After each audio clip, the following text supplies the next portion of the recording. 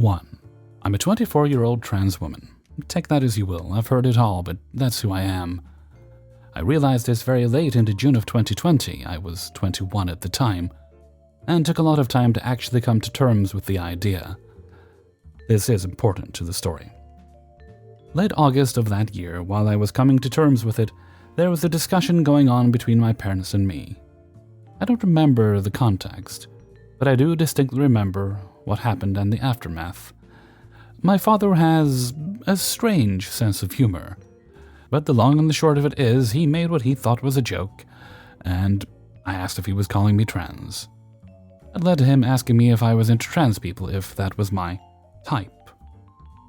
I specifically remember that instance. I specifically remember him using an inappropriate term for transgender people we just don't really use anymore. I didn't show it at the time, but it tore me up inside and told me how transphobic they were, my mother included. They also didn't allow me to close the door, forcing me to keep it open all night for the cat. And so they knew what I was doing, I suspect.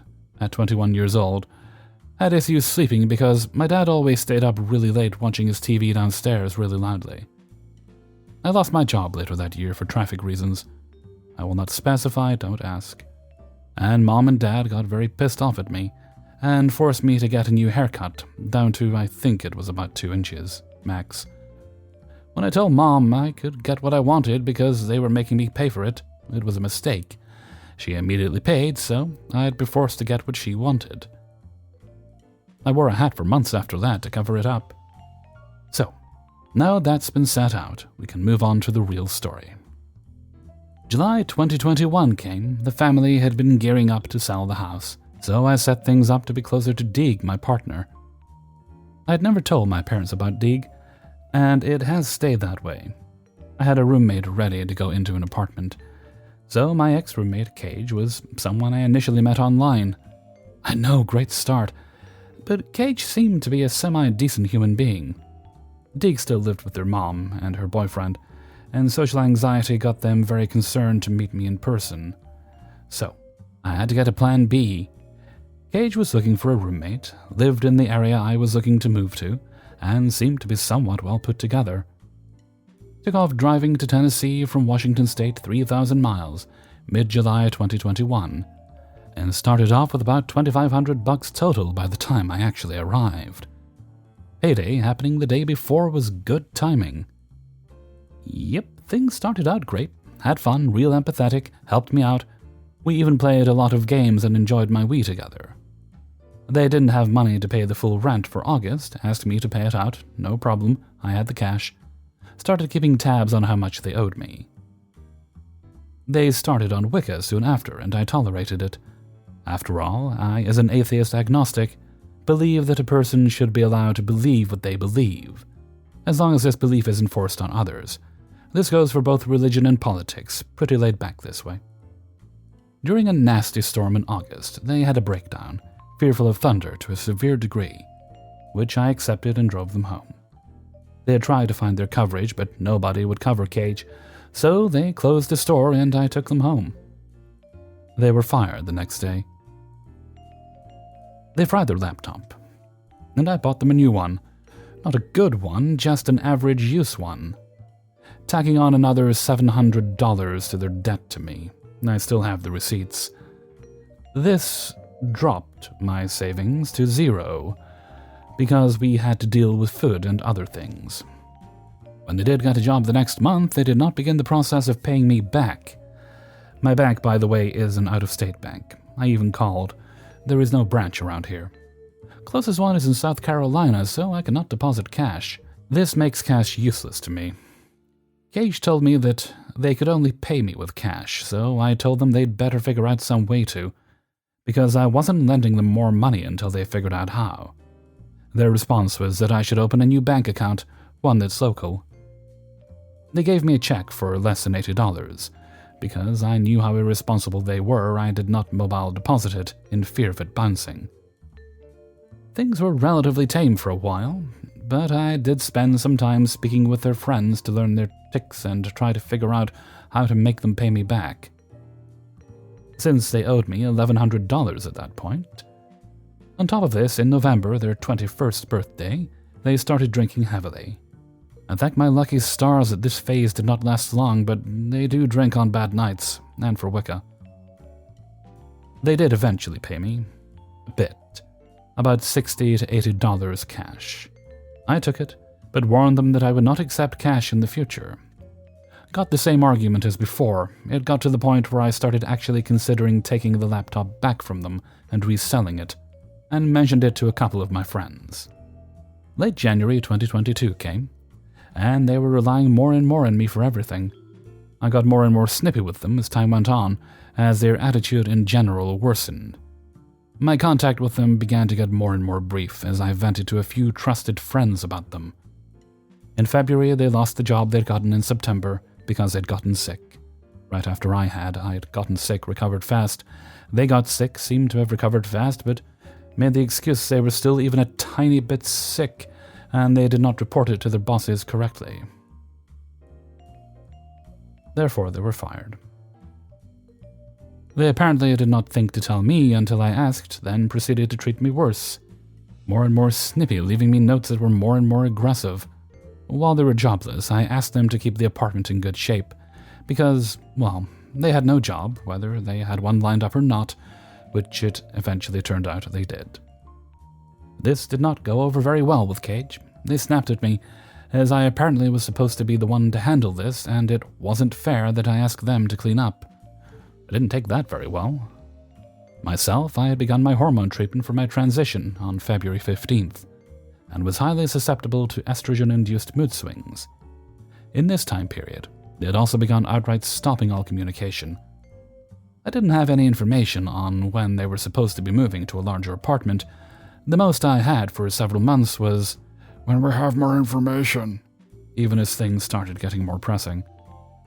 They got a new job working from home. First day was March 5th. Some kind of tech support job, I found out recently. The days prior, they asked me to drive them to get their equipment. Being a kind soul, I agreed. When the big-ass box did not fit in my trunk, I asked what was in it. Answer, "Don't worry about it." I had just gone out of my way to drive Cage's ass to Farragut, a good 20-minute drive, to pick up this box, and they had the gall to tell me not to worry about what was in the box. Started taking it upon myself to go to the leasing office in order to plan out when we were supposed to move. And I went a lot, frequently behind Cage's back, and their treatment of me got to the point where they outright refused to allow me to move out on my own because they wanted to move with their partner. I started telling the office I was separating Cage from my plans to move. This was made more difficult by the fact that they refused to find anything that detrimented them in any way, including not allowing me to leave, or by switching me to primary leaseholder, until they were gone. Well, in time I got all my plans going my way, and Cage did their best to get it all blocked. I did figure out ways to make sure I'd get things taken care of on my own, and the plans were set up and very well in motion. But dear listener, the story is not over. I had a very good friend of mine, Cal, who was planning on moving in with me because she was so close with me. I considered her my sister. I shared nearly everything with her, including the story, here as it all happened. Well, Cage did not like this, and acted out even more. Apparently, they wanted to start legal action against me. Their broke ass against me. This is why I document everything. The notes got aggressive to the point where they threatened me. I vented to a mutual friend of ours who we shared in the apartment complex. This friend later cut off all communication lines for reasons unknown. One in particular reads as follows. They had left me a message about considering suing me for their kitchen knives if they weren't brought out of my room, which turned out to actually all be in the kitchen. They weren't, and aren't, exactly clean and tidy. Prior to this, I left a note in response, letting them know how futile that would be, as I'd found them in the kitchen.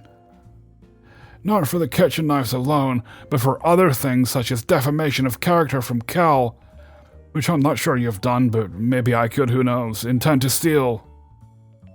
They wanted to play gift law for the $700 laptop, something that would not fly with me at all because it had not been a gift, but rather it had been expected to pay me back, which I have logs to prove.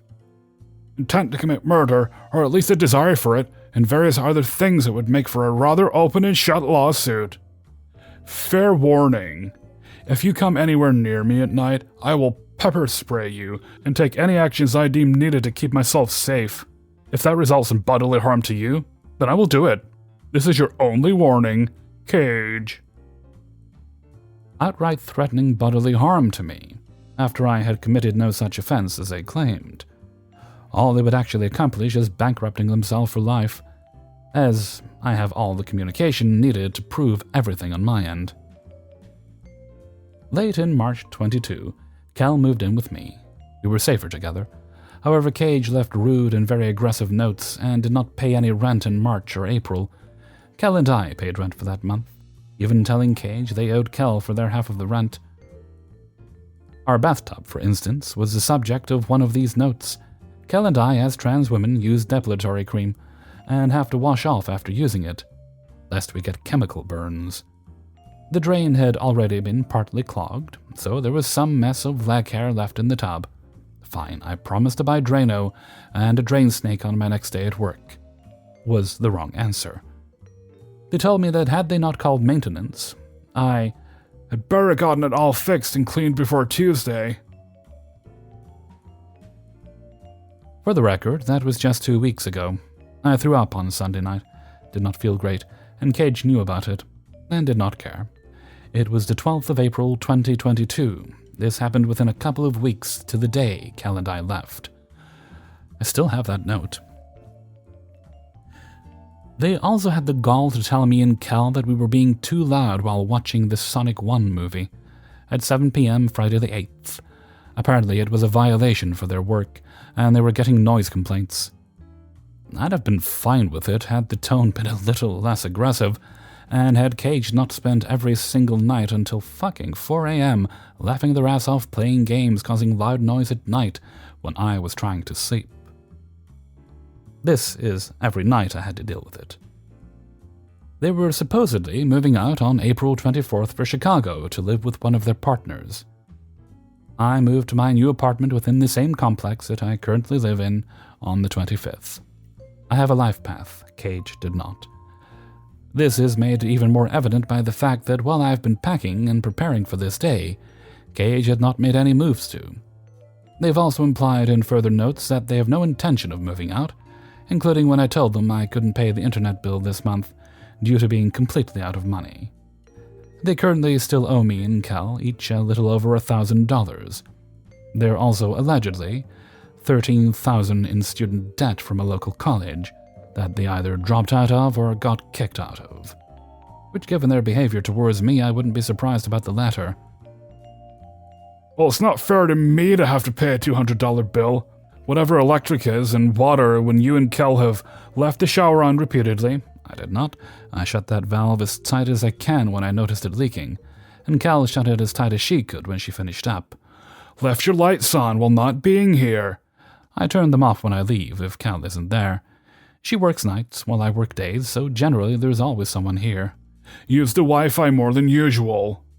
Wrong. There were 3 people using it, and I hadn't been working as much as usual because my work was cutting hours. Another reason I've been out of money. Find the money. This is a courtesy notice that at 1400 ET, or whenever I wake up, I'm changing the Wi-Fi password and removing you from any accounts that you have access to, since you don't live here anymore. Cage. Both had very strong implications that Cage fully intended to remain beyond April 24th, the day they had previously told me and my partner Deeg that they were leaving. They even left me a follow-up letter for when I got home from driving Cal home from work. I lied to change the password already since I really don't want to deal with you. I'll give you until tomorrow to collect anything you have and care about from my apartment before I throw it out or claim it for myself. There's no discussion on this. You have your apartment, go live in it, and get out of my life once and for all before I sit down and write the essay on how I feel about you, Cage. So, they lied to me on top of everything else, and were not paying attention at all to our common server where I stated that my move date was the 25th. They later changed it back, claiming that they had not known it was a Sunday rather than Monday. The move day came. I was finally free of Cage, so I thought at least. We had forgotten to reset an Amazon address. We moved within the complex, so it was a simple change with apartment number. And Cal had ordered a $70 tower fan to cool off. It was getting pretty warm. We never received it, and as it turned out, Cage had taken it, opened it up, and used it themselves, and later publicly admitted to such. A felony, if I recall correctly.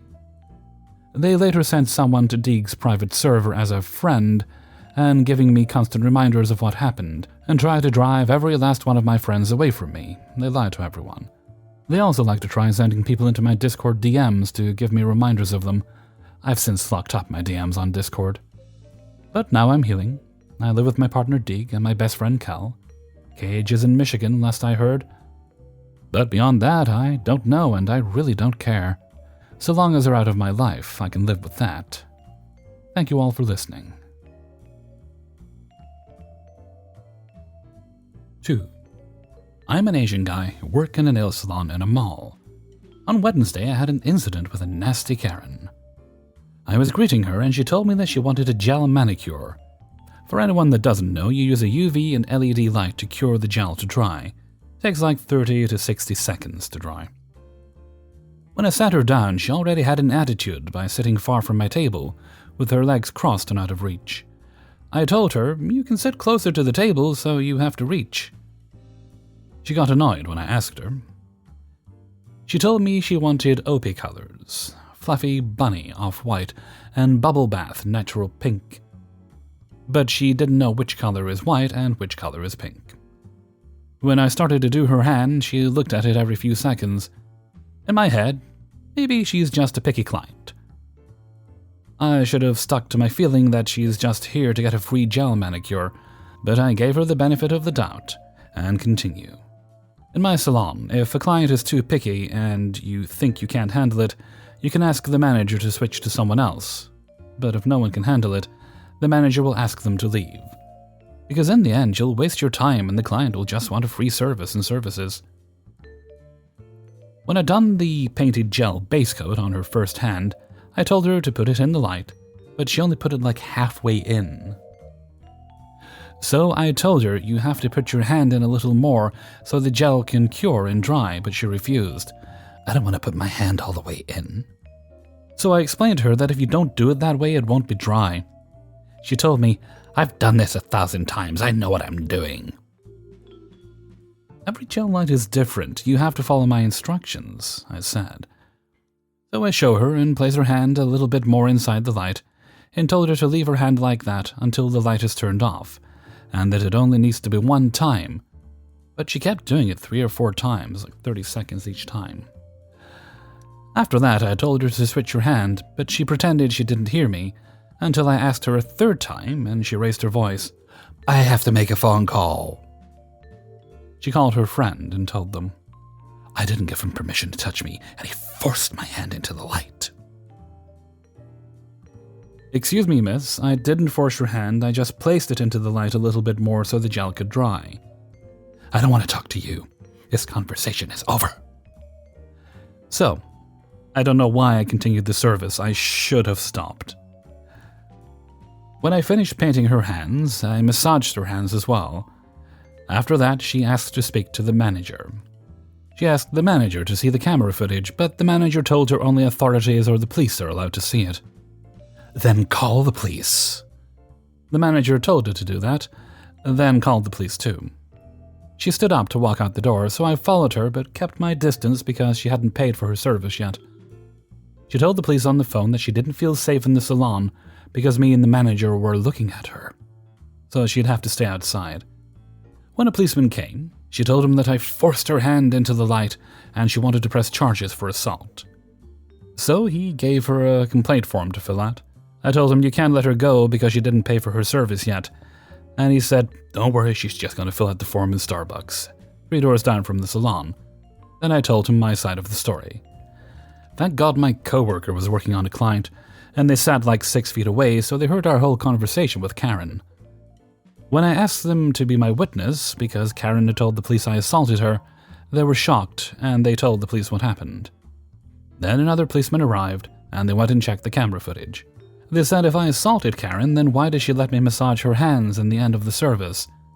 I knew all in all she'd made up lies. My manager told me later, as I was doing my appointment client, that the policeman went to talk to her in Starbucks, and she screamed at them and caused a scene there. I was so angry that the policeman let Karen get away without paying for her full service, false accusations and no consequences. These types of Karens will do the same to other places, because the police enable it. Should I go to the police station and press charges? I want Karen to meet justice. 3. My husband and I rent a display space in an antique and consignment store for our collective side hustles. I quilt and crochet. My husband sells custom die-cast cars and diorama supplies. Every few weeks we go in and restock our space. This store is very large and can be a bit of a maze, and the store has designated rest stops throughout the aisles. One is across from our space. The store does not provide mobility aids for customers, so it's a bring-your-own policy if you need a walker or a wheelchair. I'm a wheelchair user, as I'm paralyzed from an L2 SCI. My husband and I were at the store restocking the space. My husband had just left to take one of our totes out to our van, leaving me in our space sorting through my tote that has the baby sets I make, when I hear someone huffing behind me. I didn't really pay too much attention to it, thinking that someone might have been taking a break at the rest stop. I was just finishing laying out my sets on the table in our space when the person at the rest stop decided to talk to me. Do you know if the store has wheelchairs for people to use? I look up from my task and see an elderly couple across from our space. The old man is standing next to the bench, looking kinda annoyed, while the woman has flopped on the bench in an I can't take another step kind of way. I honestly was concerned she might be having a medical issue as she was rather plump. Are you okay? I ask. I'm about to tell her or her partner to use the phone above the bench to reach the staff desk for help. This store is too fucking big, Harriet exclaims. I can't walk anymore. The store has a chair for medevac use. One of the employees could bring it to you if you need help leaving. But we're not done shopping. I don't think they have wheelchairs to borrow. They have had issues with rowdy kids riding mobility scooters, so they do not provide them. But if you use the phone above you, you can ask a staff member. Just dial 1 and it will connect you to the staff desk. There is a sign next to the said phone that states this. Harriet seems to be thinking about her options, so I go about my work. Her husband, Nels, wanders down the aisle, possibly looking for an escape route. What about the wheelchair you're sitting in? This is my personal wheelchair. It doesn't belong to the store. Can I borrow it? What? Surely she's not asking to take my chair to go shopping. I want to use your chair. You're young enough that you could stand to walk for a bit. I'll bring it back. Ma'am, I cannot stand at all. I've been paraplegic since I was 12. This wheelchair is not store issued. It's my personal property that cost a lot of money. If you call the staff, maybe they can let you use the medical chair, or maybe they know of someone that has one in their space that you can buy. But I will not give you my chair, and I cannot help you. At this point, I have rolled out of our space. I decided to head towards the vendor door and just leave. Rumor has it Harriet is still sitting on the bench, waiting for someone to give her a wheelchair. 4. So for starters, I waited a full month to disclose this story. My birthday was in the beginning of March. My family every year tries to go out to eat wherever we want to go for our birthday dinner. So, like our favorite place regardless if the siblings hate it or whatever. With my birthday, I threw parties with friends to share it with people I considered closer than family. This year, I told everyone what I wanted to do earlier before my birthday came around. I wanted to do a murder mystery night, eat pasta and food coma my way to bed. And the entitled people in this story are my family members. The entitlement is real and just exhausting. 2 older brothers and a pregnant sister-in-law. So, at the time last month, I was working a new job. I had schedule troubles and they just switched me to mornings, nights, or afternoons on a whim. In doing so, my sleep was not even a factor. My whole family gets word from my boyfriend and my dad, because I am not awake half of the time to even plan it this year. My brother, instead of texting, would call me at work and not leave a voicemail, and by the end of my shifts I just went to bed after getting home. I had to find out they planned a full dinner thing for my birthday as a gift, with things they liked, what they'd eat, drink, even down to what we would do. My brother pulls that stunt every year whenever he doesn't like something I come up with. I didn't know until the day before. That night when I found out, I was so frustrated, I voiced out all of my concerns to my father. Basically just like, hey, my brother is getting on my nerves, he's changing up all the plans for my birthday, and acting like it's not the day I was born. What do I do? My dad just said, let's chill here at the house, I'll buy the food and we can just relax. And I was happy he was on my side. My boyfriend was irritated about it as well, because he knew what I wanted to do, and didn't bother trying to change it. They also went ahead to buy everything necessary for the event without telling anybody, so I'd be guilted into going and keeping my mouth shut. The morning of my birthday, I get a phone call from my pregnant sister-in-law. She's hounding me as to what I want to do for my birthday. I just woke up for a shift. I'm barely functioning, just screaming at me over and over, "What do you want to do for your birthday?" I couldn't even get a word in. After the phone call, I went to the basement crying to my boyfriend, because I did not need that for the day I already regret having as my birthday. I just sat down there watching TV with him. My dad came down and asked when I want to have dinner. He went out and picked up my favorite pasta with all the drinks I could ever want, and a present. I didn't even expect any gifts because we normally don't. He upgraded my gaming system, and I didn't hear from anyone for hours. Come like 9:30 p.m., my brother and sister-in-law show up without telling anybody they were coming. I figured with all the screaming they wouldn't show. My other brother didn't show. Then out of nowhere, my mother shows up with gifts. We do not have a good relationship by any means, so having her there was just as surprising given that we're at each other's throats. Her gifts were kind of fire, which concerned me. She wants to be back in my life when I've put the boundary there over and over. I don't want her in it. My mother also proceeded to ask me to move in and come work with her and dump my boyfriend to just build a life as women working together. My father shut her down real quick. Everyone didn't stay for more than half an hour. I passed out and figured it was the end of that. Nope. Next morning, I get a phone call from my other brother, screaming at me for not planning my birthday properly, being disrespectful to my sister-in-law's plan-making, and proceeded to tell me I need to stop playing the victim card. My dad went off on everyone to leave me the hell alone, and my boyfriend said the same.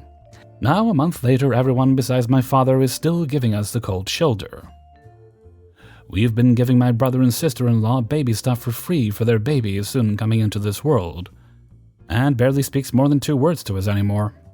My other brother is just poof, and my mother, thankfully, is not around as often anymore. For more context, I hate my birthday, always have, since I was 14. They have been nothing but painful. 5. This incident happened to me yesterday.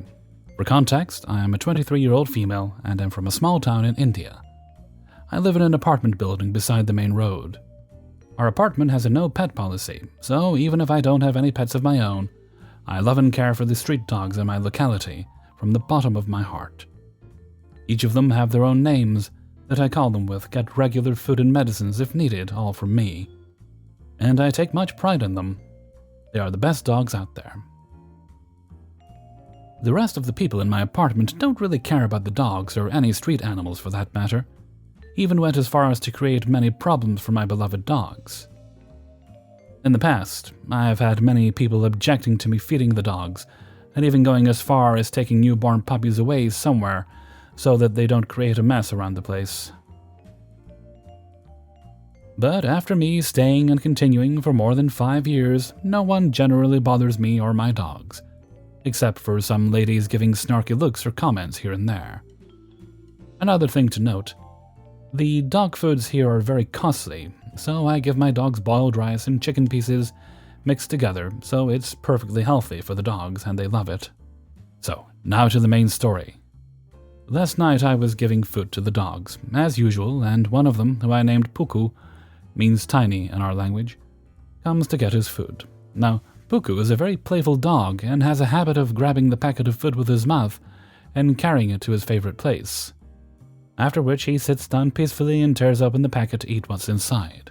So, like any other day, Puku carefully grabs the packet of food from my hand and starts to carry it to his favorite place. I was seeing him from a distance, keeping an eye on him, until he sits down and starts eating.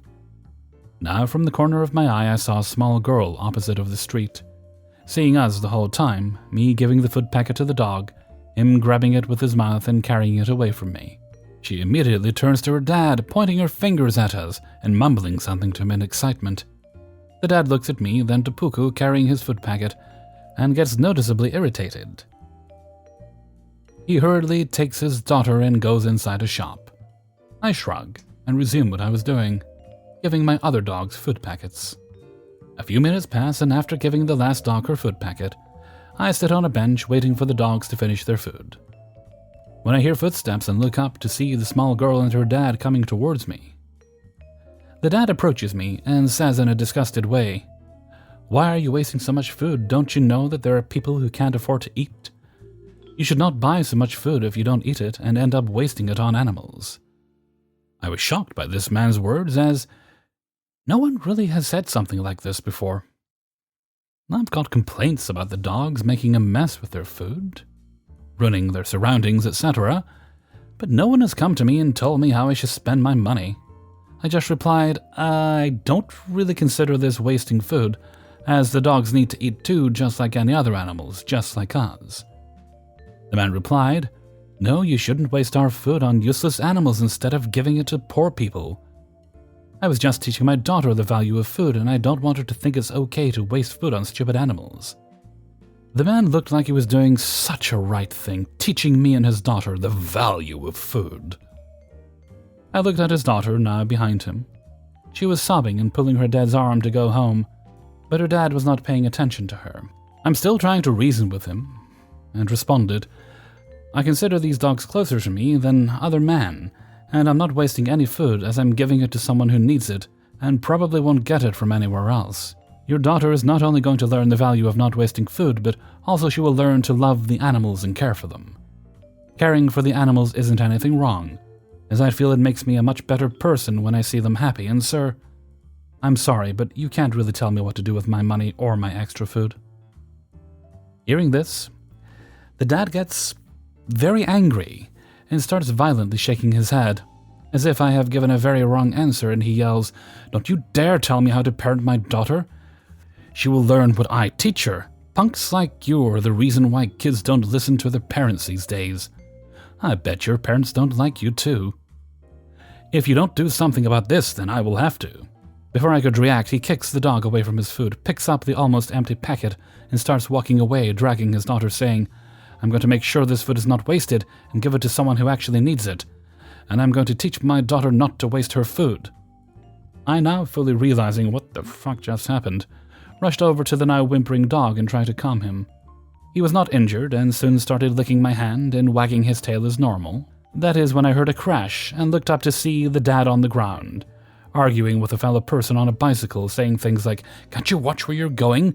And you will pay for my injuries," etc. The daughter is standing beside, now crying loudly.